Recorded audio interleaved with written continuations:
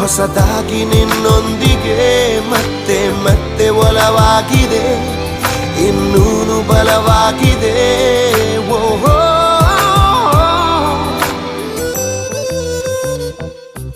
ನಿನಗೆಂದೇ ವಿಶೇಷವಾದ ಮಾಹಿತಿ ನನ್ನಲ್ಲಿ, ನಿನಗಿಂತ ವಿಶೇಷವಾದ ಸಂಗತಿ